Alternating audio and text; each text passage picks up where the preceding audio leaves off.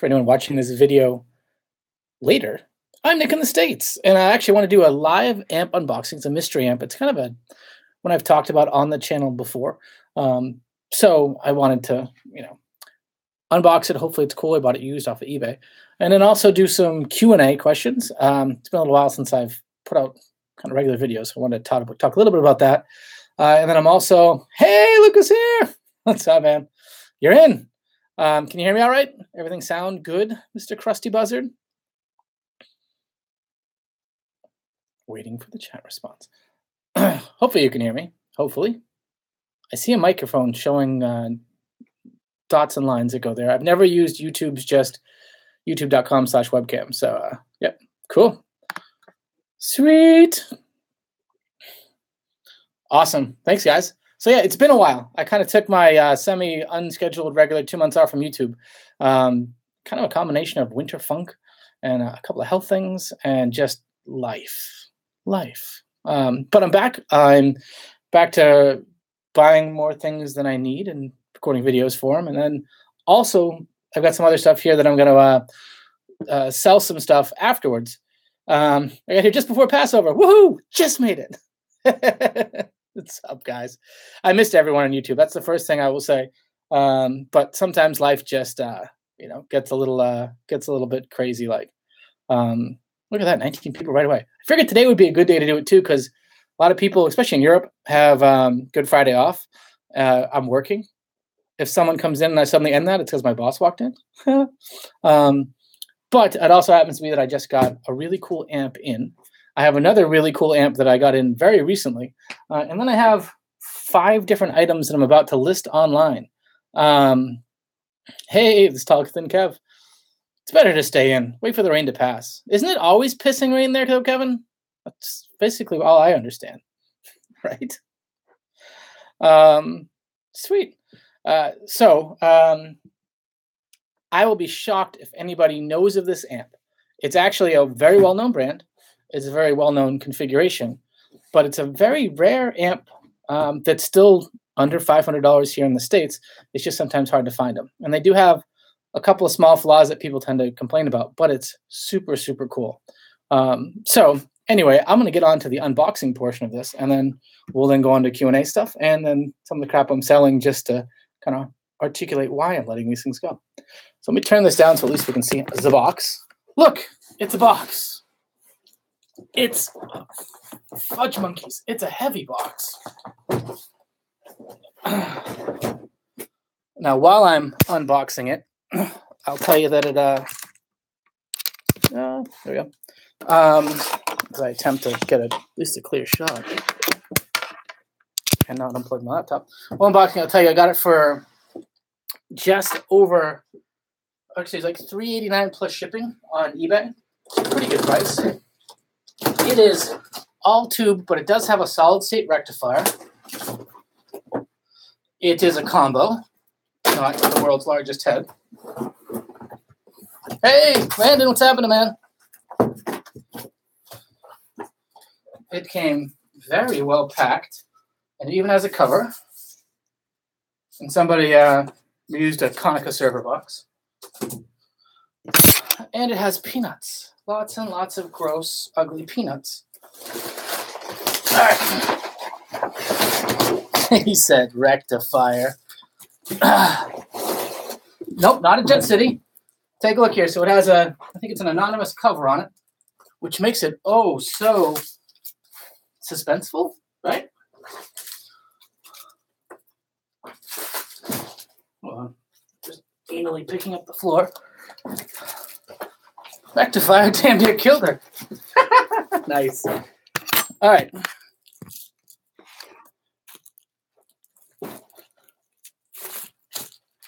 So, this guy, 1x12,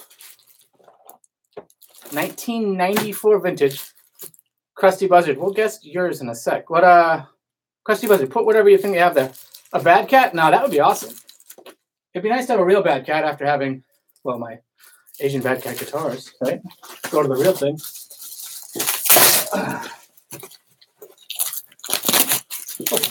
Okay.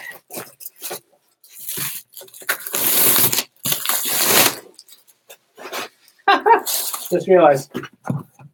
So ready? This is the bait and switch. Here's another hint in that it's not a hint at all. It's a Marshall. There we go, Kevin. We'll do a little peek at the bottom. This is a Marshall JTM 30. And I have, on numerous occasions, talked about what an awesome amp this is. What's cool about it is it's your classic British kind of setup, 2-channel, kind of clean, kind of driven, with spring reverb from 1994. It's a Fender Marshall, a Marshall Fender. 1994. These are made in the UK. UK speakers. 2-channel foot switchable. Just a single button foot switch, I believe. It's actually in the front. It also has it has kind of a hilarious emulated output with an XLR on it. I'm going to record that because I want to see what emulated output special magic was available in 1994. You know, I was, to date myself, when I was graduating high school. Also comes with a bunch of guitar cables or a kilo of cocaine, one or the other, and a foot switch. Actually, no, foot switch is in here. Came with an extra set of power tubes and an extra set of beware of, ha! Kevin knows the amp. So the knock. So Tall Thin Kev just said beware of them overheating, and he's absolutely right. What's interesting about these is, if you look closely, you can kind of see the tubes, and the tubes come straight out at you instead of like this. This is a 1x12 JTM 30. I played a 1x15 JTM 60, and holy bejesus, it was a little bit louder than I wanted, especially with that big 15. But as I was saying, with these tubes coming this way, what happens is you're putting a lot of heat directly under the board that has all of your wiring on it. And for kind of hot venue gigs or long gigs, things like that, they did get a bad reputation of overheating. A very easy fix is people get a little fan mounted here, like one of those computer CPU cooler fans, wire it through to the power switch, and then all your problems go away. But what's great is it's a full Marshall amp, tube, classic era, has just great overdrive. I'm not going to be able to demo it today, but I will demo it very near future. And you can still get these for under $400 plus shipping, give or take. A lot of people asking $400 or $450. They used to be like $300 used. And I love this. I A-beat it against a JCM 800. I'll admit the 800's drive channel was a little bit better, but like having the foot switchable, clean, and at this price range, it's fantastic. So major fan of this amp. I hunted it for a while. You guys might, I've mentioned Uncle Funky a couple times on the channel. He also demoed, what did he demo?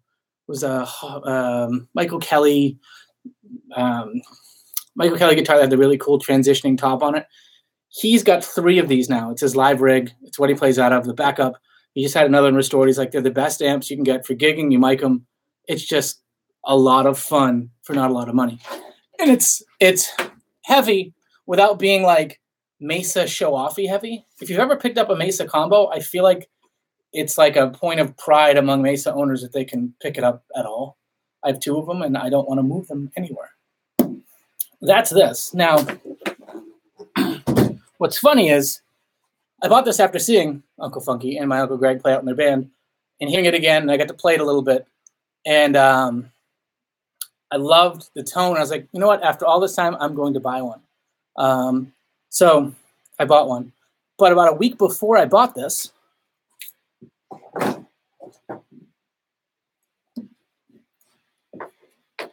Landon will recognize this one at least. I bought one of these. Later, Aaron. Take it easy, man. Wow, dude, yeah. 160 pounds for the 1x15 is an amazing deal. Keep your eye out for those. I bought a DSL-20 mini head because I really like this. And honestly, this is going to sound silly. It also has a headphone jack. And it's nice to just still be able to plug in and play. Just if you're going to buy one of these and use its headphone jack, remember it still needs to be plugged into a real speaker, even if it's silenced for the load or some magic that way. So these 2 are now my perfectly, let's see if I can,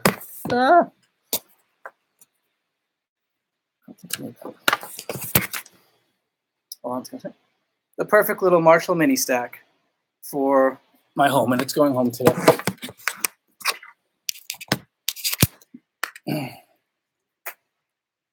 Now, I have bringing two things home for all of you that are happily married or unhappily married, just married or have significant others at home. I was smart enough. I've been doing this long enough to bring 2 amps and 3 guitars to my office because I'm listing them and selling them out.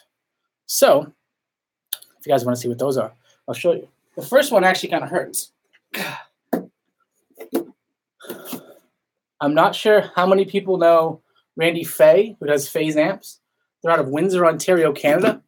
I've got his white one, which is like a half Fender Blackface Deluxe, half sort of a Dumble circuit as a 2-channel little amp. So I love that amp. That amp's never leaving my house. It's really, really cool. This one is his take. It's actually a one-off. It's called a Railgun. It's a 15 or 20 watt take on a kind of a hot-rodded Marshall JCM 800 kind of tone. Very, very cool. It's sort of a one-trick pony, but it's a great trick to do. And it gets you those tones, and you can crank it without really just blowing the doors off your house. I like it, but it's trying to be, when it grows up, what these 2 amps kind of are now. It's at least close enough, and they're more flexible, more capable. So sadly, the little guy has to go. She'll be listed on my Reverb store, ideally by tomorrow. And they're like $450-ish is where they go for, which is a pretty good deal. Randy Fay, what he usually does is he'll sell you a chassis with either preamp tubes or power tubes, maybe all of them, for like $700-ish, $750. You can have him tweak them to certain things, and then you can get a head from one of his guys down the street. Goodbye, Faze. One of his buddies down the street makes the heads for him, and you can get all as a package. So you'll see he does a lot of things like 20-watt Jubenvilles, which is a 20-watt Marshall's Super Jubilee. As far as what all needs to be worked on. But a Silver Jubilee 20-watt one. He does. He's got a Sibley, Since I've Been Loving You, which is really that Jimmy Page tone, Marshall, things like that. Really, really cool amps. I got this one for the same price I'm selling it for. It was a really good deal to try it, play with it for a bit. But now, sadly, it's been usurped in the collection. Next is an amp I actually did do a video for. Jorge Vader, what's up, dude? I'll recap the other stuff too for the people that may have missed out the first part. I'm now going through just some stuff that I'm in the process of getting ready to sell off, just because I'm bringing new stuff home and I like being married. So, Vox AV30. This is the one that has basically kind of like a preamp tube, actually a preamp tube, and then like a half-watt power tube that then gets dumped to a solid-state section and sent out. It also has their analog circuit, so it's not a digital DSP modeling amp. It has 2 cleans, 2 crunch, 2 overdrives, and 2 high gains, kind of modeled after some famous amps to the Voxes and the Marshalls and stuff like that. Very cool amp. Nice thing is a headphone jack, has bright switches, fat switches, biases, and reactors. Has some digital effects on it just for like reverb, delay, and mod. It's been my living room amp. It's been sat in that room. And for a long time, this was the one that I would plug in. Andrew, what's up, man? Welcome to the first live broadcast. Or your first live broadcast. This guy, what was cool about this guy is it's a great living room amp. I could use headphones with it. I could crank it out and go nutty with it. It had a lot of fun tones. But something like 6-8 months ago, I just kind of stopped playing it.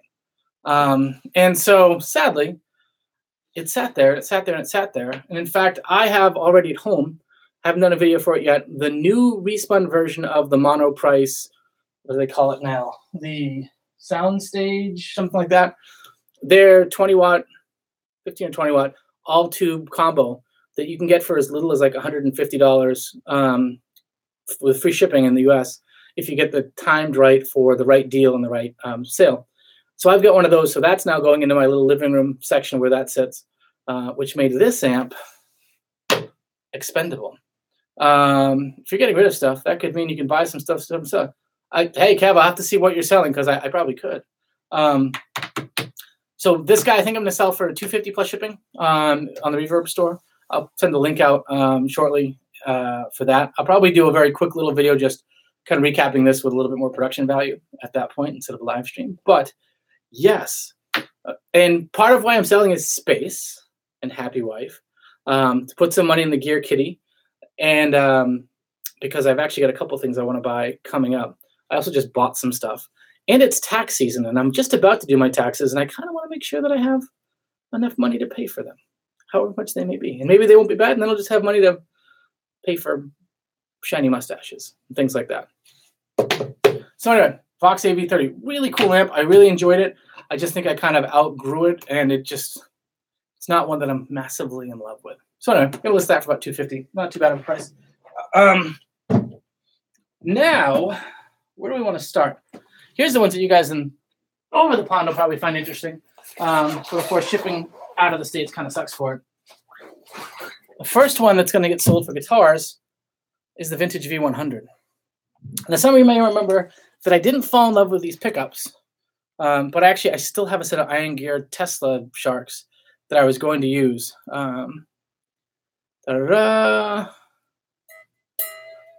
Oh, yeah, TARDIS Rider. Yeah, I try to be, whenever I sell anything, I'm not trying to make a killing on it. I just like to list it, have it sell reasonably quick, and put it at kind of a fair price. And $250 is new. They're like $379, $369, $339, something like that for these AV30s. I got it at a really good deal when I bought it, new, kind of like a new open box. And so I figure for $250 plus honest shipping, seems like a good price. Vintage V100. This is an AFD model, but it's kind of a weird AFD. In that it's just slightly different. Pickups are really hot. Hey, yo, man.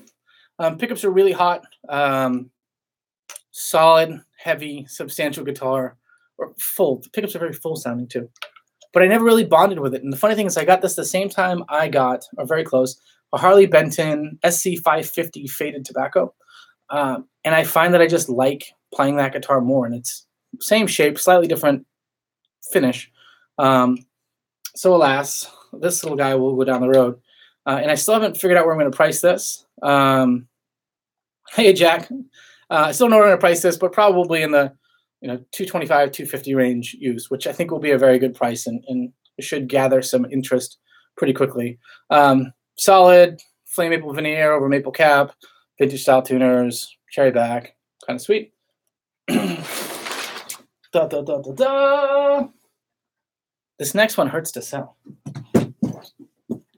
It is. Comes with its hard shell case.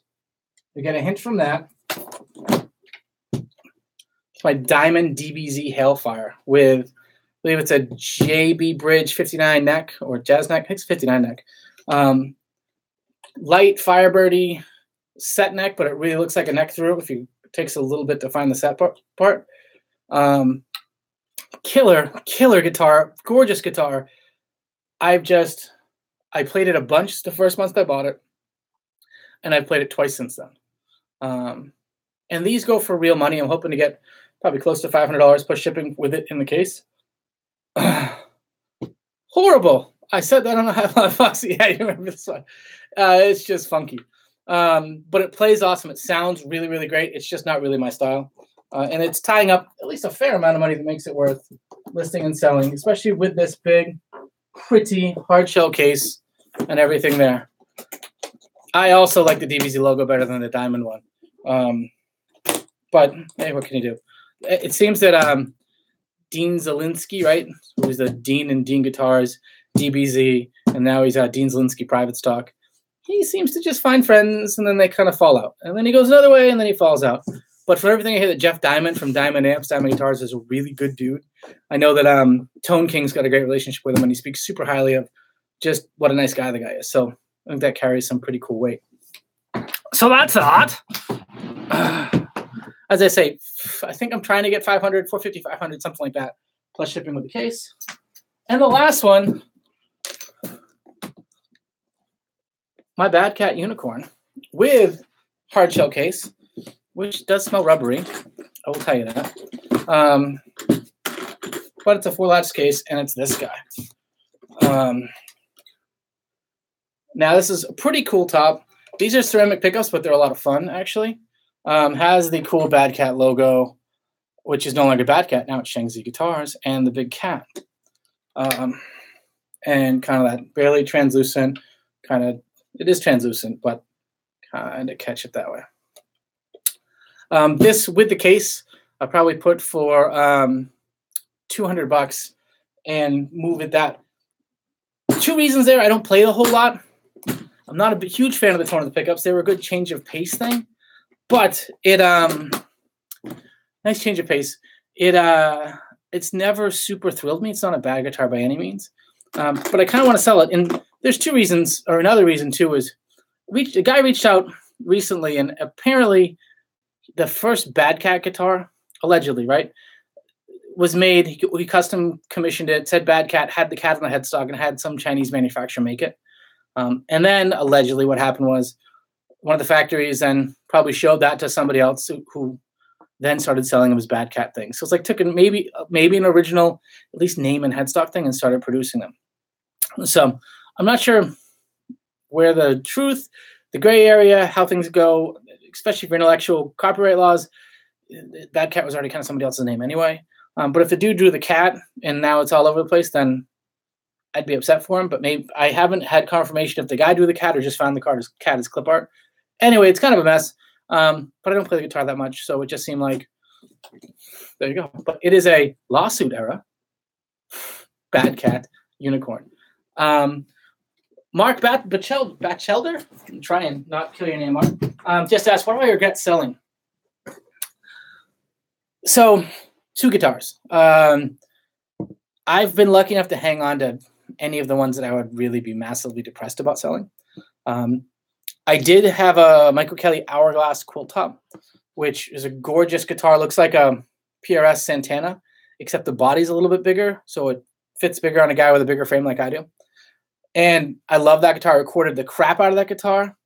I recorded a ton of stuff with buddies. It was my go-to. Quill tap to both pickups, that kind of stuff. I sold it because it started to get a little bit of fret buzz high up in the neck. And I was like, God, bother me. I didn't want to fix it. I sold it. Immediately regretted it. So 2 years later, I bought every one that I could find that came out again.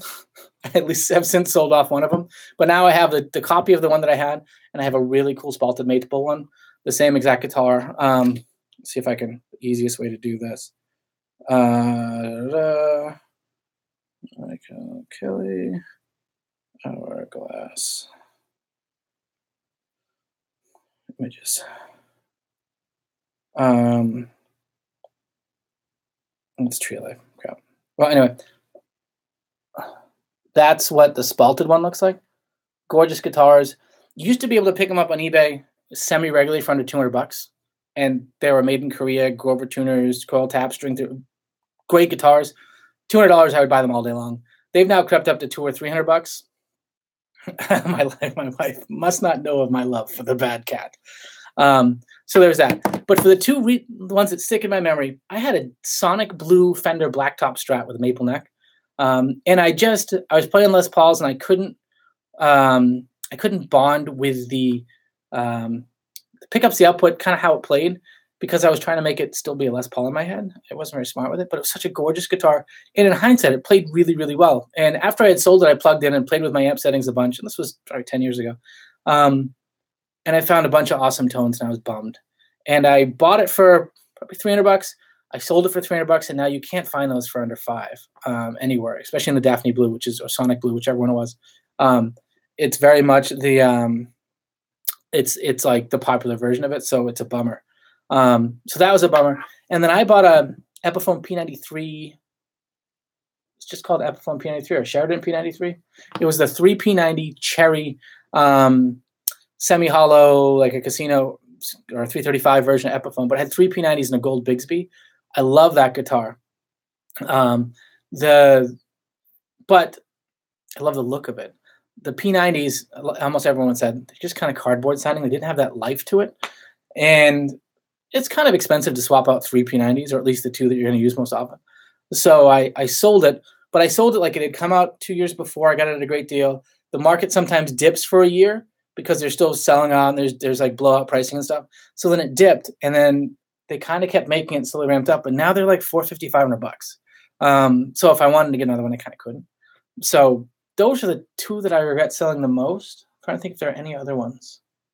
I had a Les Paul traditional plus top. It was a perimeter iced tea burst, and it was a nice flame top. Played really well, beautiful, sweet, sweet tone pickups. But the wood top also had these cool little grain marks going up and down the guitar, like old wood looking thing. It's really great. But I sold it to buy my Les Paul Standard, and also to help offset one of my Les Paul traditionals. And I'm still fine with having to do that because I love both those guitars, but still kind of miss it. Jorge Vader asks, what are you planning to buy when you sell all of those? So from these two things, I'm also selling, bought one of those 2 Notes cap doors. It was like a direct in from the speaker out. You go into that, and then you'd use the cap door version. You then use kind of cabinet simulation on your laptop. I don't really love that. So I think one of the things I want to buy is a 2 Note Studio, which has all of those cabinet simulations built in hardware. So that way I can just turn some knobs and select some stuff and just have it work and go really well. I really wasn't as impressed with the Captor myself. Could have been how I was using it, but I tried it in a bunch of different things, and I never quite got that one-to-one sound that I really, really love. Okay, who do you got here? So those are those. For guitar stuff, I gotta kind of have to pay for these 2 amps.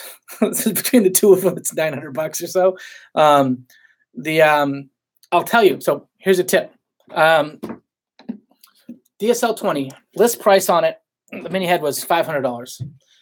If you're in the States, I'm not sure where they ship around the globally, but Musician's Friend is the mail order only partner owned by the same parent company with Guitar Center. What's nice is most places you don't have to pay tax with it. Most of their items come with free shipping. They also, because they're partnered with Guitar Center, they're not doing the greatest business-wise right now. Monetarily, they've got a lot of debt. So they're doing 15 and 20% off coupons often. And they'll say it doesn't apply to Marshall or Fender or Gibson or whatever. But I called, I asked for it. I got 20% off of this with free shipping. So I got it for $400 to my door for a $500 list price brand new amp, which means even used, I can probably sell it and not lose any money on it. So that's my little tip there. But I have to pay for this stuff, which is $900 that I got to put back in the kitty with selling some of this. So that's that. I have played a Fender Showmaster, it was a Showmaster, the 2 Showmasters, a 2 humbucker kind of super strat set neck thing. Or am I thinking of something different on that one? I'll look that one up in one sec.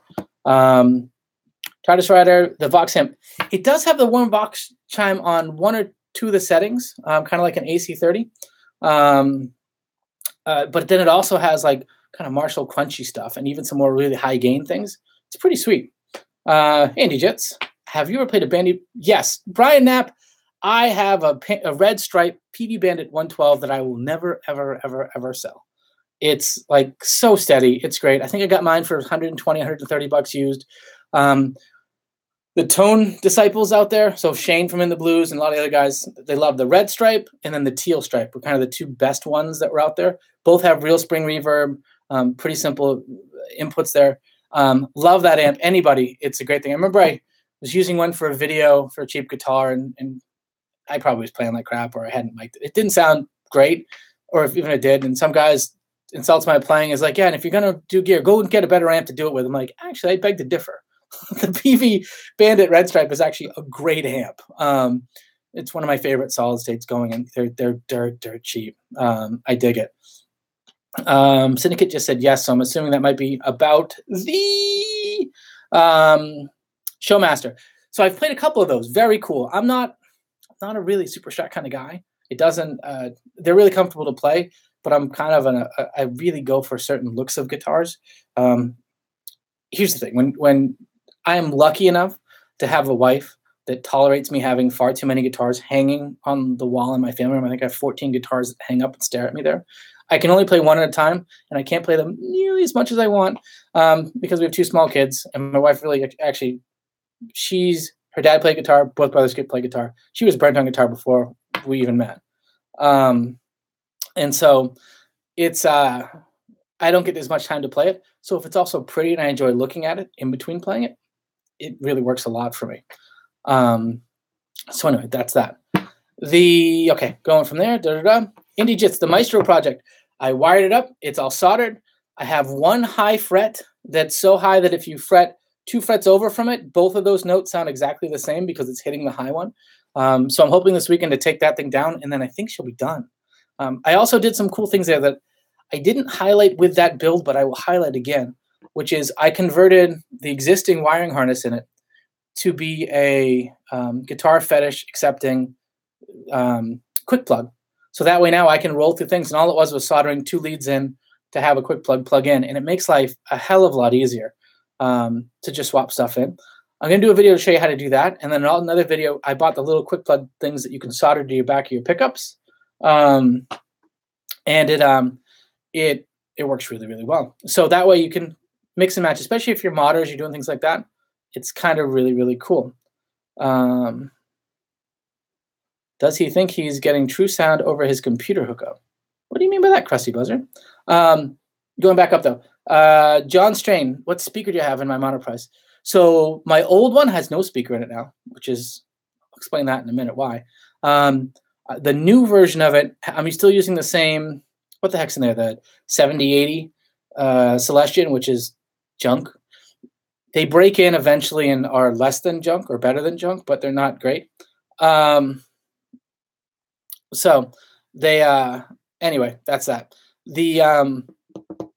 So I want to put I actually have a cream back that's supposed to go in something else that I no longer want to do it. So I'd love to put a cream back, which costs more money than the amp, you know? So anyway, that's that. Going down there. Hey, Nard, those little Vox Pathfinder 15Rs are actually really, really, really good little amps. And I've heard that some of the bigger Vox Pathfinders kind of get better after a time. So I don't know. I kind of dig that stuff. They're good amps. Those Vox, some of the Vox modeling amps aren't bad. I'm kind of now back in a not as into modeling as I was before. Modeling, not like look at me, blue steel, but you know, guitar modeling. And it so I'm kind of back on the tube side of things. But I go back and forth on that. It's just fun. But I've heard great things about the. Oh yeah, you said somebody he's very confusing. Now I got you, Krusty. Yeah, I made the joke that someone commented about using that, and he goes, "The true sound over your speaker and computer." Can you actually tell it when he's probably listening to it on the phone, right? And it's a challenge sometimes with amp demos. The tones are tough because A, whatever you're recording with, right, and then B, whatever you're listening to it. I listen to a lot of YouTube videos on my phone, and it does nobody justice in most scenarios, right? Because it's not really a full sound. So it, but with that said, I'm trying to find a way to kind of help that along. So what I've done is I now have my reference kind of Les Paul thing. And for my reference Les Paul is I've got a Epiphone Les Paul custom with ProBuckers in it. And I figure why I want to use that as a reference. So when I'm doing a Les Paul video, I want to play the Les Paul thing to demo it. And then I want to do a couple simple runs and tones and then compare exactly what that sounds like on the same settings with the Epi, because most people can go to a guitar store and play an Epi and get an idea of where it stands. And that way they'll get a relative position on a guitar that we've just kind of heard an internet recording of and kind of get a slight A-B there so you can hear the same thing before it. I think that's the best way to do it because you can fake so much or make so much work. If you take a junk guitar and you plug it into a beautiful blackface Fender Deluxe with the right amount of breakup and the right amount of reverb on it, it sounds amazing. Whereas if the amp wasn't so forgiving, you'd hear more problems with it. Anyway. So the Valvetronics from Sears and Vox are a pretty good practice amp as well. Yeah, the Valvetronics a lot of people love. They're really good things. Actually, I was talking to a guy in a guitar shop yesterday for modeling stuff, and he is absolutely in love with the Line 6 Helix. And was just saying that he likes it even more than a Kemper because the way you can get the foot switch with it and whatever. I don't think I have enough free time in the world to sit down and try and get the most out of a Helix or a Kemper. I sat with a Kemper recently for a bit and was amazed by it. It sounded awesome. But there's almost too much there for me to play with. And if it's anything like, I'm compulsive, right? So I'm going to go and download, because I'm an idiot and don't have self-control on it, like 50 different tones and go buy them or pull them and do everything in there. And then it's just I'm going to end up using only 2 of them and go for it. So at some point I'll actually dive in deeper to a Kemper, but it's not It's not on the menu this year. Yeah, that's that. What time do we have anyway? It is 2:56 here on the East Coast on Good Friday, or as I like to call it, Great Friday. And I get to hang out with 42 people and counting of fun people on the channel ahead of the weekend. It's a good time. Anybody else have any questions or interesting things, fun anecdotes? I will tell you that I have another kind of cool big announcement that will get made in a couple weeks, which should be really interesting for the channel, and doing some kind of a new thing. I had an opportunity to do something, and I'm going to take up on it. It should be fun, but more on that in a bit. Yeah, that's that. It's a whole lot of talking. How about Gibson guitars? How are those guys doing? Someone the other day, I was in Guitar Center, and someone's like, "Oh, buy them now before they go out of business, or buy a custom shop now because they just laid off half the custom shop." And blah blah blah. Blah. Someone will buy the name. I heard someone rumored that Yamaha was interested. Who knows? But someone will buy it and resurrect the name and make them great again, and they'll change how they do it a little bit. We'll all get upset. We'll all be happy. I don't know. It'll be fine. But Gibson's an interesting thing. Go here. He looks really cool to be scared, but yes, you can get lost pretty fast with iron custom patches. This is from Yoman. Selling mine to go back to analog, yeah. And you get a lot of people that go Helix or Kemper or XFX or whatever. And then they go back to a 5E3, which is what, the Champ with 2 knobs, or the Prince Old Deluxe with 2 or 3 knobs. And they just kind of go back and forth. It's pretty cool stuff. James, thanks for saying love the channel. That's awesome. Blackstar ID 15. I played one of those. I like those for a living room kind of thing with a lot of options in the play. It's pretty sweet. Mark, looks like you have a few extra computer monitors you can sell.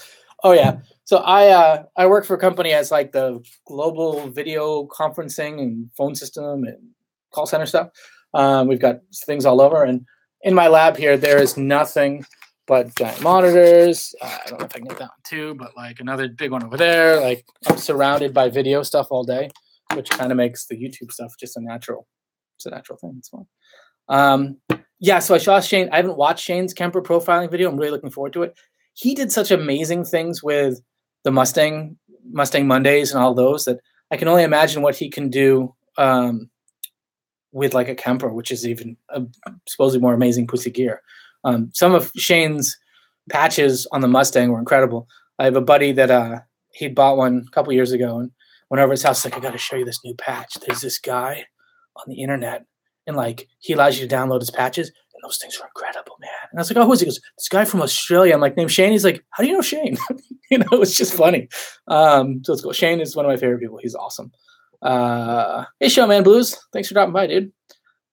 Scott, this is Scott Cushing. I saw Guitar Fetish has factory buyouts of vintage brand guitars from 99 to 129. I saw that too. Got out. I tried to buy when they first did it and missed. Like it couldn't get in my cart fast enough. They had one of the their take on a Dave Grohl DG335, and I was like, oh man, that would be awesome. Yeah, and I guess that vintage switch factories. So I would imagine that in doing so, the old factory had some leftover stuff, and they sold to GFS, who's pretty plugged in over there.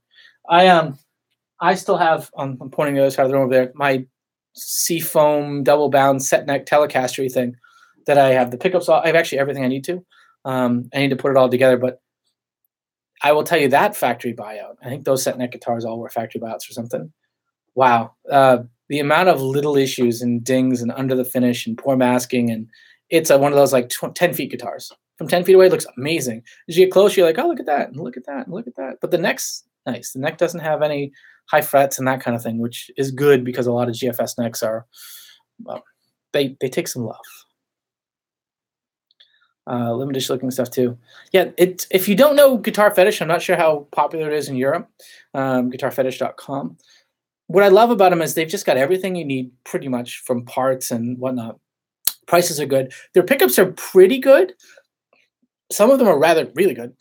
Sometimes the sets aren't output matched great, but their quick plug system is really great. It's kind of ubiquitous. It's common, and you can go and, especially with a project like what I'm doing over there, I can go and kind of get everything together for it and put it in for not a ton of money. And then if I really love the guitar and I want to maybe upgrade the pickups, then I can decide to invest more without losing a ton. So it's not bad. Hey, Jamal, good to see you too, man. You at home or are you working today? I always love when Jamal calls into like Shane's live stream, and you'll see him there, and he's near the tarmac because he's working. He works in the airline industry down on the tarmac, and it's just always awesome when he he's in his room down there. It's just cool. Or when you're driving, bud, careful driving. If you're on the live stream, which is a trip. So yeah, that's about all of that. The other thing, so I have another round of guitar gear I'm selling soon. And when I do that, I really want to buy a Gibson ES335. I have a Bad Cat or a Shangzi. Woohoo! Jamal Kareem's at home for once. That's good, man. Happy Good Friday. Great Friday. Where's it going? Gibson 335. I have two Bad Cat versions, right? The blue Bad Cat and the black Bad Cat. One I think might be a Shangzi and one's a Bad Cat, or maybe they're both Bad Cats. Those are cool. They're nice. They play. They're fun. I've got the big blue because I hacked the nut up. I actually put on 7 strings, threw away the high E, and then tuned it to B, which is deep and fun and different. And when you see a big semi-hollow guitar tuned to B, it's pretty funny. So like that. The black one's fun. It's nice. I feel like I want to swap the pickups in it. Need some work. Really pretty guitar though. Plays really nice. But I really want just a kind of a real Gibson. I try to be very open. You know me. I love the low end of the market, and I love finding great ones in there. But every once in a while, I like a pretty piece that gets to be added to the permanent collection too. Krusty Buzzard. I'm looking for an amp for my bedroom that sounds great at low volume. If my wife can hear over the TV, she tells me to turn it down. I didn't know it sounded that bad. My favorite low volume nightstand amp is those Yamaha THR-10s, the THR-10C, the X, and the 10 regular. I had the C, which is much more bluesy. It's a little black guy. Hold on. Please hold. Your call is important to us.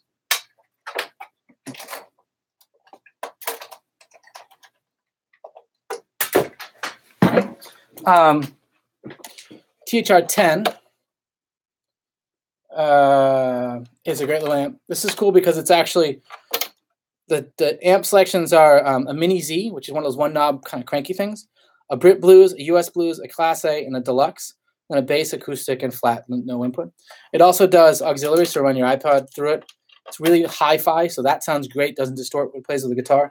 Has a headphone jack, an input jack. It also has a USB, so you can then run this out as an input into like GarageBand or something. And it takes batteries. So if you want to take it somewhere and jam at the cottage or by a beach or whatever and rock out and you don't have a power plug, they're good. I think you can get them for under $200 now, especially used. So it's kind of fun. So Krusty, that's what I would suggest there. I love that little guy. Gregory Lutz. I have a Michael Kelly Valor 2 with a mini and a humbucker in the neck and a humbucker in the bridge that are both Kelly pickups, and they sound great, but not a great match in the mid position.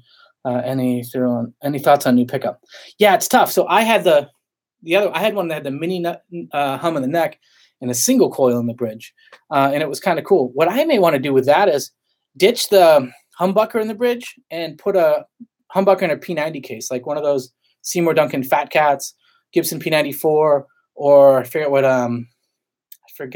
what GFS calls their P90 in a case thing. But that might be nice there, and it'll get you a little bit of a swing there. Krusty, these things go for the THR-10s. I think they street for like $200, but Guitar Center's been blowing out their clearance ones for $99, and I've seen them used at least in the $150 range. You might have just seen that. I just saw you attract the message. But yeah, I love my Michael Kelly stuff. They're just great. Roland Buckland, what's your day job to enable you to buy all your gear and have a family? Great question. And I've shared this a lot, but I do it. So I work in IT. I've worked in computers for a long time. I was lucky enough that I had 2 really good friends. One was into cars, one was into computers. I like both of them. The car guy moved away, so I kind of hung out more, did more computers, and it kind of just set me off on my weary way. If not, I'd still be happy, and I'd be doing guitar videos and car videos and showing you how to blow up your own car. So that's what got started there. What happened was pre-kids, I had a nice little nest egg of gear, 5 or 10 guitars, a couple amps, that kind of stuff, that I kind of rolled through and bought smart. I don't ever buy new, really, unless I can buy new for what I can sell it used, unless I absolutely have to have that one thing. but I have a nest egg that I could then kind of add a little bit of money to it and expand out. And then I partied a lot in my 20s into my 30s. And then I couldn't do it anymore, and I kind of stopped. And when I stopped and then I quit smoking too, there was this money that I was just blowing on shit. And I actually took and put that money that I was spending on cigarettes. Like here in the States, I was probably smoking $250 a month in cigarettes. And then God knows how much in drinking whatnot.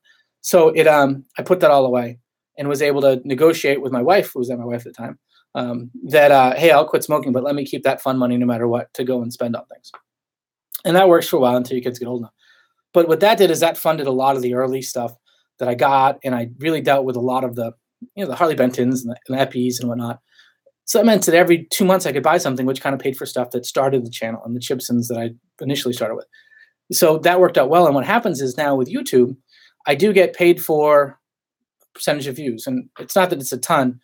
I get, it's like, if you figure $1 to $2 per 1,000 views on a video, that's what I get, give or take, as a ballpark figure.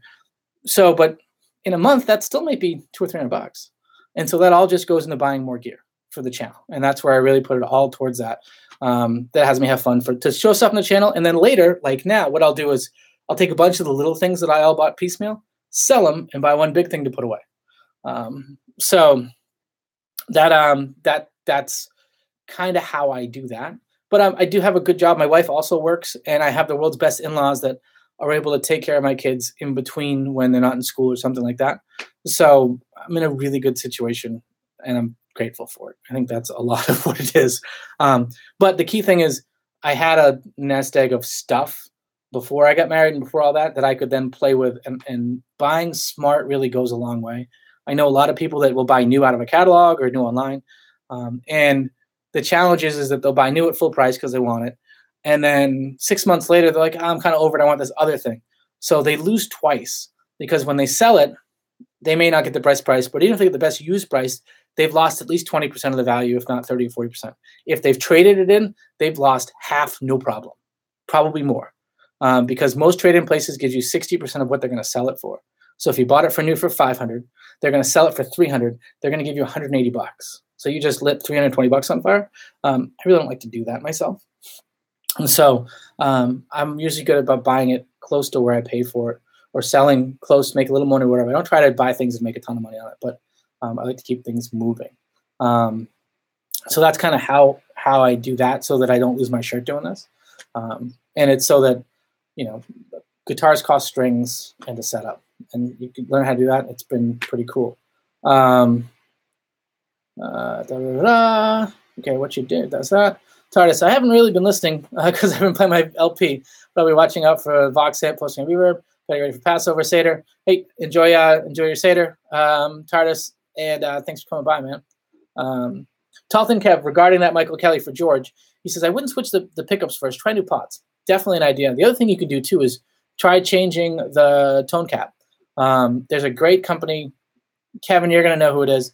There's a couple great European or UK mail order places. It's where I bought mine from, where you can buy good $5 a piece or $3 a piece caps, 0.22 and 0.44, and put those in there. And even just swapping from a kind of a wishy-washy cap to a pretty accurate one makes a big difference. And the pots too, linear and whatever. It's a good suggestion to do, because sometimes it'll make things work out a little bit better. Hey, Alfie, welcome. Watford valves, maybe, I think something else though. But it was at the place I bought. I have two envelopes, one with like 10 0.22s and one with 10 0.45s.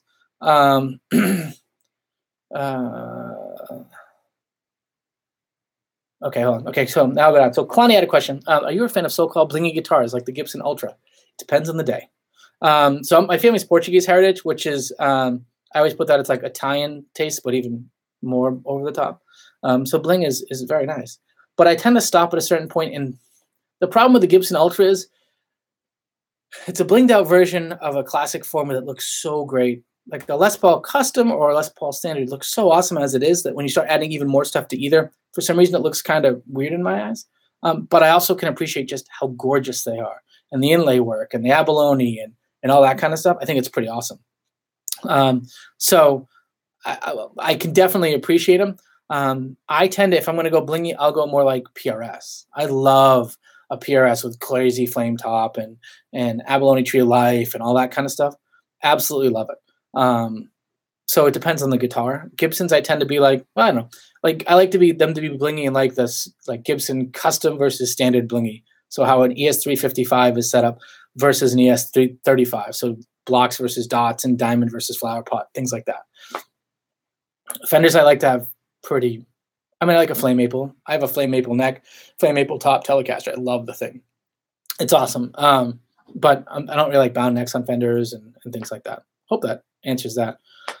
Would you switch a really good LP Traditional 2016 when they got rid of the Robo Tuners for a PRS 594? Oh man, Terry, that's a really tough question. I don't know. Those are they're both great guitars. Yeah, they're both really great guitars. Not sure. It's kind of a personal taste. If the traditional, I don't think I have a traditional. I have two 2015s. One I swapped the Robos off of, one I still have on it. And I have them both because I got them at Tillman, had a ridiculous blowout, and was able to do it. Alfie, thanks for subscribing. So those PRS 594s are really, really cool. Thomas Lund, Mexican 50s classic telly or 60s Baja telly? Oh, Thomas, that is an existential question. So what he's asking is, what do you prefer? The two best Mexican tellies, and honestly, they're probably the two best tellies this side of American Vintage Reissue, or whatever they're calling the new series this year. The 50s classic telly from Mexico or the 60s Baja telly. Tone classic dudes, or maybe dudes that are better players and have better amp setups or better, more passionate. I don't know. Guys I trust. Will tell you that 50s classic, because even though the pickups aren't as high output, you can push them around a bit and get the amp just to point a breakup. And really, the responsiveness and the play out of them, you can get them really, really great. So if you don't mind the slightly slinkier pickup tone and you're kind of wired to want to play things off that and kind of have the amp do a little bit more of the work, awesome idea. The 60s Baja is probably my preference because I like the guitar to push things around a little bit more. It also means as I'm juggling guitars, I don't have to go as nuts with as many settings to try and hunt it out.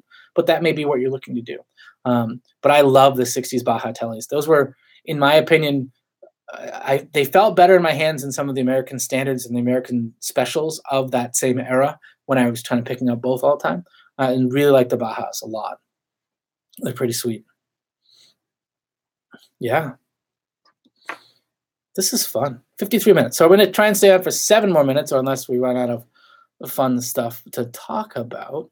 Those are those. What else? Oh, I have another guitar that I've got to do a video for this soon. This is a Squier Bullet Mustang. So kind of a stock tail, 2 humbucker, volume, tone, 3-way switch, rosewood fretboard, kind of a thin finish maple back, kind of Godot style tuners, adjustment up here on the neck. This silly guitar and it's not too heavy either, just plays awesome. She's got a really good tone. These go for, in the States, $150, like at your Guitar Center, Sweetwater, wherever. I got this one used as a trade-in. For $99. And for that, it's just a lot of fun. I was going to do a pickup swap project out of it. I don't even think it needs to. It just has a bit of a soul to it.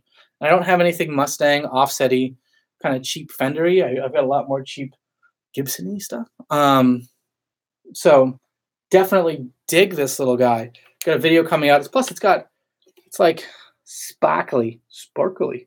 In Boston, my wife's got a bit of a Boston accent. Park the car. What are you doing? Ba-da-da. It's just there. It's part of it, especially like if she's angry. My daughter and my in-laws have definitely Boston accents. They grew up within sight of like Fenway Park. My daughter is sitting on the couch one day. She was not even 2. I just walk over listening, and she's going, sparkly, sparkly, sparkly, sparkly. Like she was bilingual. She could speak unaccented or less accented English, and that. Way out of tune. I don't have my MS-60 anymore. I sold it. I think, who bought that? I think maybe Squazoo bought that one. You can't get a 50s. Okay, Toman. Okay, Thomas was trying to find a 50s Baja versus a 60s Baja. Toman is great, by the way, guys. I was at a friend of mine from Europe that I was talking to recently, and I was like, you know who's awesome? Toman. They're like, oh, we love Toman. So one of these days, I really, really, really want to actually get to Germany and go see Toman's store. Likewise, I actually want to go to Anderton's just because I don't watch as much as Lee and Chappers as I used to, but for like 2 years, I watched every single thing they put out, and it's just a lot of fun. So I want to get over to those stores too. Any other guitar stores somewhere globally in the world to check out? If anyone's ever in the States, you know what? I can't even say it. They used to have good ones in New York City. They're not there anymore. George Gruen in Nashville, you have to go to. It's amazing. Who's the guy? Rare Guitars out in California. They're just north of LA. They're really, really good. Norman's Rare Guitars. There you go. They're awesome. Syndicate. In Boston, we've got a bunch of big ones, but I don't think any of them really would pull you in to come here on its own. Mr. Music in Alston's a really cool spot to go. I have PMT now in Britain. Poor Thomas is in Denmark, so he doesn't have many options there. Tone King did a video. Okay, yeah, check out Tone King's video on A Cool Store Maryland. Chicago Music Exchange is great. I bought a few things from them. They're really, really awesome. Riff City, Joe at Riff City's. I met those guys when Chapman did a tour up and down the coast. I wanted to see him when they were near Boston. Joe's a good guy. He's really done a lot with his shop to get the name out there. He's kind of brilliant and kind of hustles it. My buddy Ike down in Denver, Flipside Music. Go check him out just because Ike is awesome. Total friend of the channel. Those are the ones that I know about for the most part. Oh, and if you're ever out in, I hope they're still there. Mesa Boogie's out in Petaluma, California. It's kind of wine country. That's in Sonoma Valley. And I went out there years ago to do a wine tasting thing. And we're right around the corner from this little bed and breakfast we were staying at. There's this world's like most awesome guitar shop. And I didn't realize it makes sense, right? If Mesa's in your town, you probably have a pretty good guitar shop. But it was great because I was bidding on a guitar on eBay at the time that this was the shop that the guitar was in, so I could play with it and decide if I wanted to buy it. It's pretty sweet. The yeah, so good music shops. The sad thing is that they're disappearing. I know Shane Last Guitar Search was an awesome store in Melbourne. Shane's Guitar Search Saturdays videos, by the way, are fantastic. He does a great job. I actually did one of them. I recorded my local music around, which is right by my house. And Vic's the manager over there. I pop in there all the time. I've never had to do it, but I'm sure if I asked them to borrow anything, I could just pop in, borrow it. As long as I brought it back by the start of the next day, things would be fine. They've actually got some new Zemantis Les Pauly things, which actually are pretty cool. Rudy's, there you go, Syndicate. Rudy's in New York City was awesome. I don't think it's there anymore, though. Or if it is, it's not. It's like half of what it once was. I think there's still the Sam Ash across the street, but there was one more there, and it's kind of been a bummer. In Detroit, there's a shop called Rock City Music Company. They're still small, but they have a great variety. That was fun. I like a guitar shop that turns over product so that I can swing through there once a week and see some new stuff, especially places that do a lot of trade-in business. Custom, I'm going to check it out. I think in the EU you can buy now and still not have to pay customs. You just may soon. Boo. Sorry, guys. Steve Warner, loving the show. Looks like the Easter Bunny brought some cool amps. Send it my way. You got it, man. And Sam Ash moved over to 34th Street. Yeah, I haven't been guitar shopping in New York City in a bit. Oh, dude, Chris Mraz is in Austin, Texas. He says there's some awesome shops. I was in Austin, and I made the mistake. I don't know. I was not thinking. It was a while back, and we went there, and I went to the Guitar Center that's in that mall that has a skating rink in it. And I went to a bunch of pawn shops that were really crappy. And it wasn't until I left that people were like, oh, you didn't go to X, Y, and Z, like the 3 great shops you have there, and just was uninformed and kind of distracted. And Chris, I don't know what your music style preference is, but I think Continental Club in Austin on Sunday afternoons, at least then, Guy by the name of Red Volkert, looks like a truck driver, kind of chubby dude, balding, sausage fingers. He was Merle Haggard's sideman for a while, but he plays everything from rock to country to whatever, but with a personality and a tight band. And it's the best $5 cover you can probably pay to go in and see Red. He's awesome. And like he's buddies with your Austin elites of Eric White Cliffs of Dover. Come on, Johnson. And Eric Johnson, Billy Gibbons will come in, that kind of stuff. I love Continental. Every time I'm in Austin, and it hasn't been for a while, Continental Club was a must. Cool place, cool crowd, kind of hipstery, 50s. I don't know. It's just neat. It's just fun day. It's really, really great. You have to do it. People come from all over to go there. And I've been there. I don't know if I've been there any other day. Because usually I'll be on your main drive there on 6th and rock that. Any great shops in Atlanta? I haven't been to Atlanta. I don't think I've ever been to Atlanta. I've maybe been to the airport 1,000 times, but that's about it for work.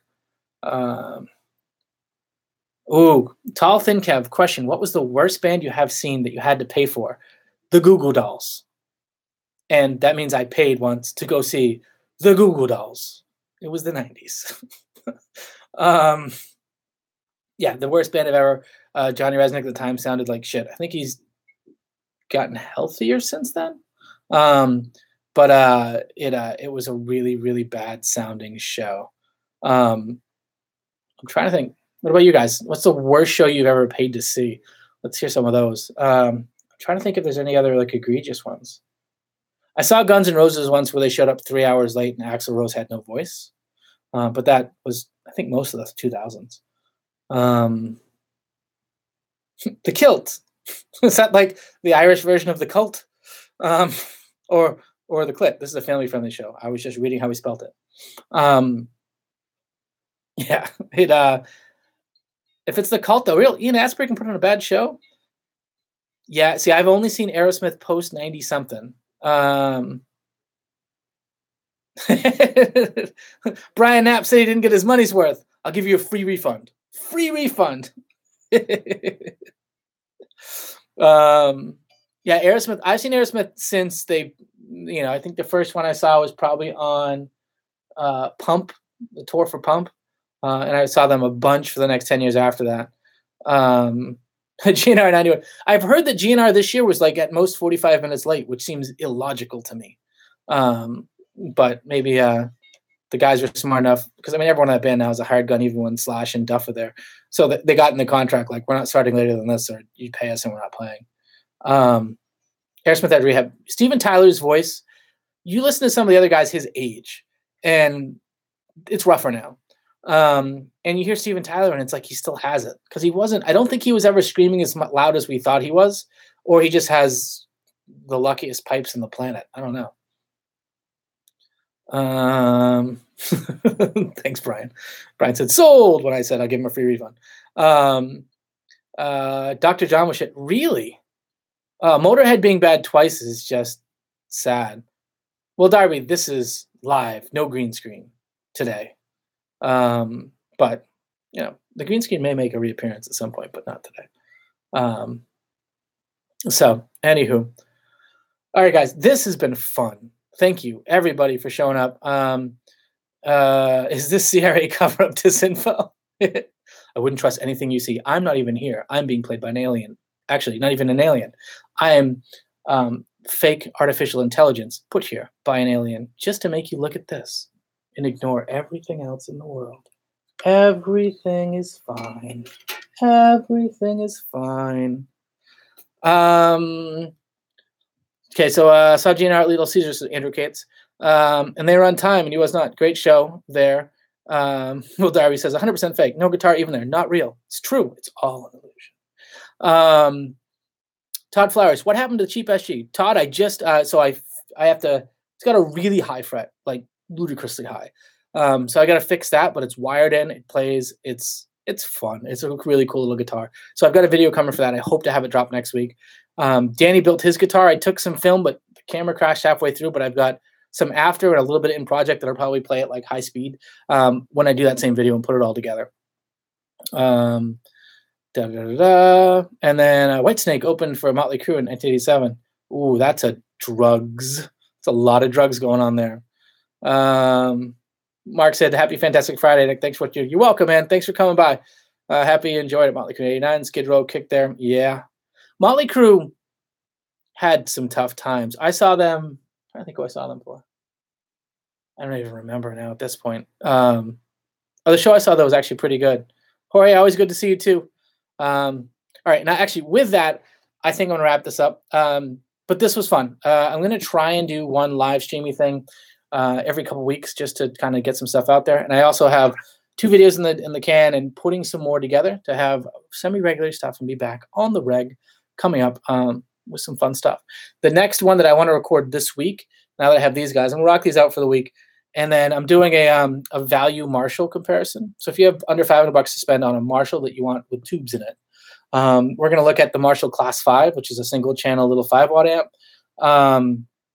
the DSL-20 HR, and the JTM-30, and kind of compare the tones you get out of all of them.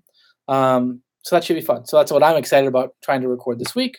Guys, thanks everybody. This was really a lot of fun. You guys are the best.